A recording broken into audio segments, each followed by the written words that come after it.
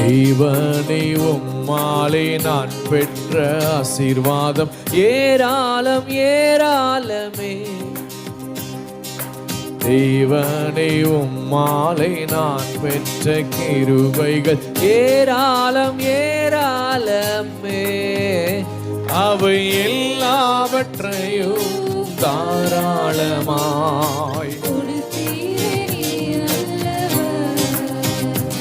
அவை எல்லாவற்றையும் தாராளமாய்.